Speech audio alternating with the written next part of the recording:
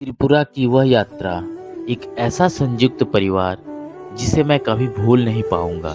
मैं त्रिपुरा गया था, वहीं विश्वरूप का घर है। इतना विशाल घर देखकर मैं सचमुच हैरान रह गया। कह सकते हैं कि यह मेरे जीवन की एक बड़ी इच्छा पूरी होने जैसा था। बहुत दिनों से मेरी इच्छा थी कि एक संयुक्त परिवार कैसा होता है उसे अपनी आंखों से देखूं।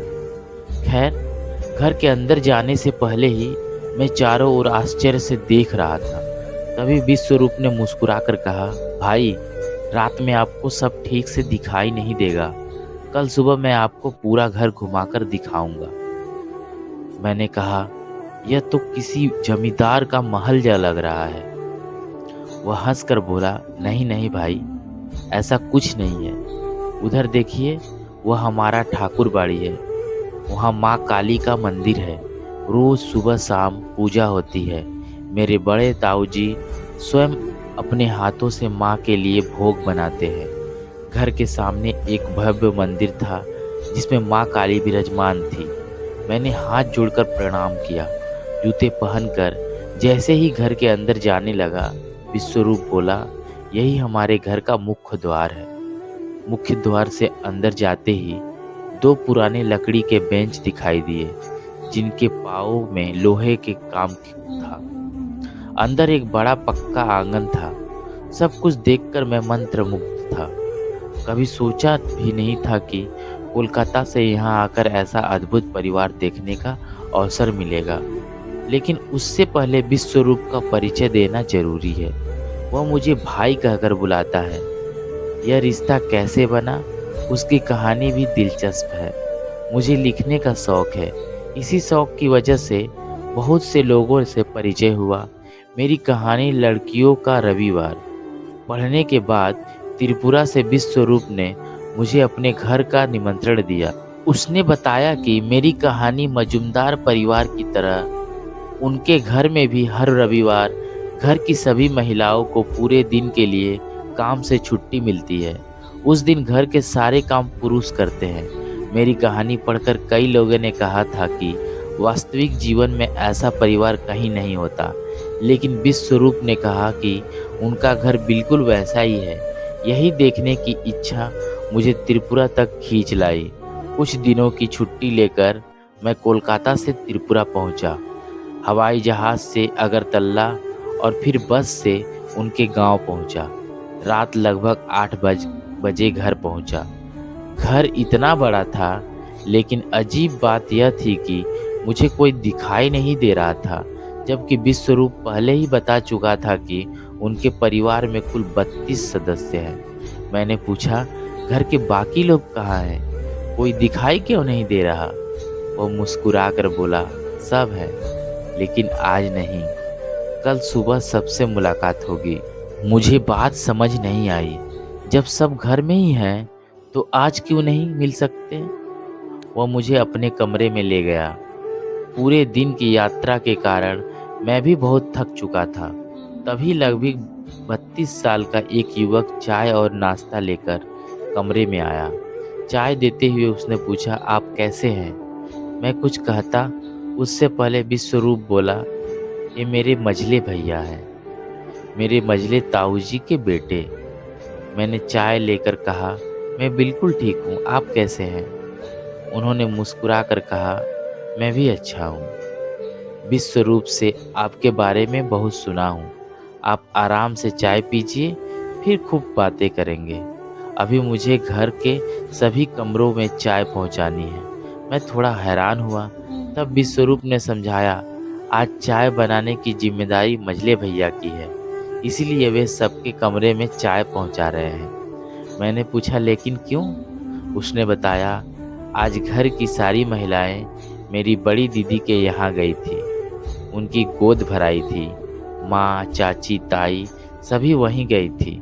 अभी थोड़ी देर पहले लौटी है, इसीलिए सब अपने अपने कमरे में आराम कर रही हैं। इसीलिए आज पिताजी और ताऊ जी खाना बना रहे हैं। बड़े भैया और चाचा जी उनकी मदद कर रहे हैं, और मैं मझले भैया तथा छोटे चाचा खाना परोसेंगे।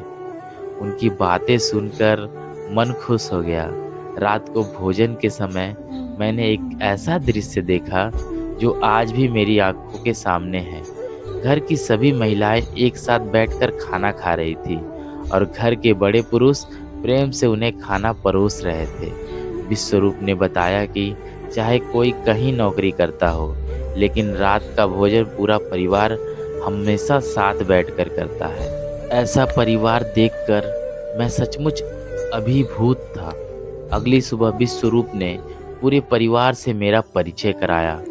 32 सदस्यों वाला संयुक्त परिवार, 25 कमरे, विशाल रसोई घर, पीछे फैला बड़ा बगीचा, तरह तरह के फलदार पेड़, सब कुछ किसी सपने जैसा लग रहा था। 2 दिन कैसे बीत गए पता ही नहीं चला। एक दिन भोजन करते समय विश्वरूप के बड़े भाई ने मुस्कुराकर पूछा, यहाँ आपको कैसा लग रहा है? कोई असुविधा तो नहीं? मैंने कहा, असुविधा कैसी? मुझे तो यहाँ आकर बहुत अच्छा लग रहा है। आपका परिवार सचमुच अद्भुत है। तभी विश्वरूप बोला, भाई कल रविवार है। हमारे यहाँ रविवार महिलाओं की छुट्टी का दिन होता है। घर के सारे काम हम पुरुष करेंगे। बचपन से हमें यही सिखाया गया है कि कोई काम सिर्फ पुरुष या सिर्फ महिला का नहीं होता। अगले दिन मैंने अपनी आंखों से देखा कि सुबह से रात तक खाना बनाना, परोसना, बर्तन साफ करना, हर काम घर के पुरुष कर रहे थे। महिलाएं केवल थोड़ा बहुत सहयोग कर रही थी। कुछ दिनों में ही ऐसा लगा जैसे मैं इस परिवार का अपना सदस्य बन गया हूँ। सभी का अपनापन, प्रेम और व्यवहार दिल छूने वाला था।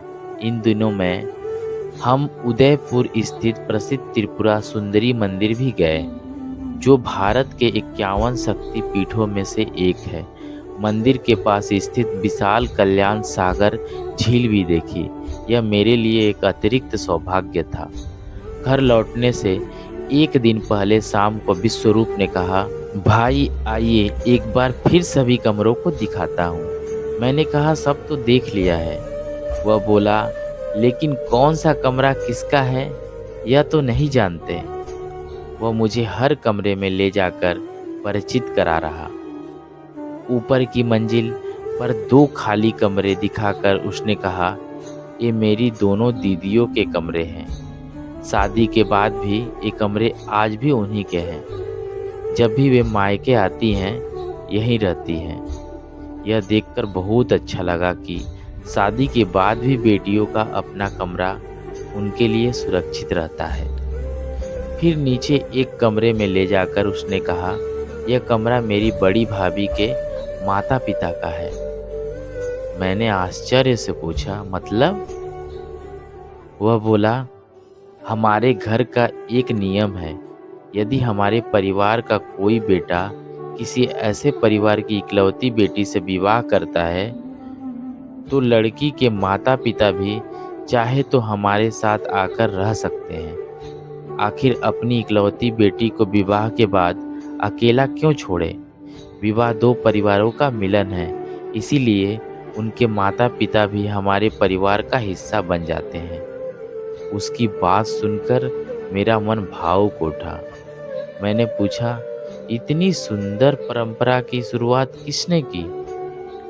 वह मुझे दीवार पर टंगी एक तस्वीर के सामने ले गया और बोला, ये मेरे दादाजी हैं। हमारे घर की सारी परंपराएं उन्होंने ही शुरू की थी।